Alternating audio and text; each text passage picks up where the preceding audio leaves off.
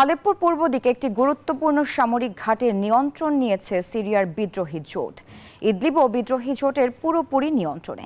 উত্তর পশ্চিমাঞ্চলে সরকারি বাহিনী ও রাশিয়া যৌথ বিমান হামলায় অন্তত 25 জন নিহত হয়েছেন। এদিকে দখলের নেশায় সিরিয়াকে অস্থিতিশীল করেছে ইসরায়েল, দাবি ইরানের। অন্যদিকে তুরস্ক, যুক্তরাষ্ট্র, তাদের মিত্র ফ্রান্স, জার্মানি ও যুক্তরাজ্যের পক্ষ থেকে সিরিয়ায় যুদ্ধ উত্তেজনা হ্রাসের আহ্বান জানানো হয়েছে। আলেপ্পোর নিয়ন্ত্রণ HTS বিদ্রোহীদের হাতে যাওয়ার পর থেকেই উত্তাল সিরিয়ার পরিস্থিতি। প্রায় সপ্তাহব্যাপী হামলায় বৃহত্তম শহর আলেপ্পোর পর ইদলিবেও বিদ্রোহী জোটের পুরোপুরি নিয়ন্ত্রণে। তারা এখন হামার দিকে এগুচ্ছে। সশস্ত্র গোষ্ঠীকে ঠেকাতে মরিয়া সিরীয় বাহিনী। হামায় বিদ্রোহী নিয়ন্ত্রিত এলাকায় যুদ্ধ বিমান দিয়ে হামলা শুরু করেছে সিরিয়া ও তাদের মিত্র রাশিয়া। এতে উত্তর পশ্চিমের কয়েকজন নিহত হওয়ার খবর জানিয়েছে বিরোধী গোষ্ঠী চালিত রেস্কিউ সার্ভিস।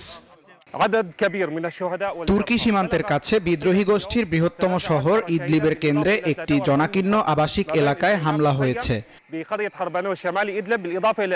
সন্ত্রাসবাদীদের পুনরুত্থান ঠেকাতে পুরো মধ্যপ্রাচ্য এক হয়ে কাজ করবে আশা প্রকাশ করেছেন ইরানের প্রেসিডেন্ট মাসুদ পেজেশকিয়ান। এদিকে ইরান বলছে নেতানিয়াহু প্রশাসনের মদতেই নতুন করে উত্তাল হয়ে উঠেছে সিরিয়া। মধ্যপ্রাচ্যকে অস্থিতিশীল করাই ইসরায়েলের মূল উদ্দেশ্য।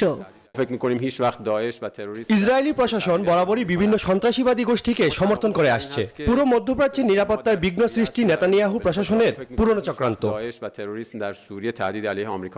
সিরিয়ার পরিস্থিতি গভীরভাবে পর্যবেক্ষণ করছে বলে জানিয়েছে Tel Aviv.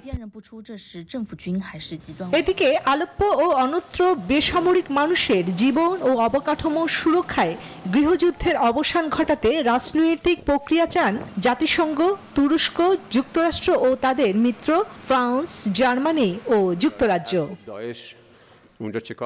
Chandrani Chandra, news 24।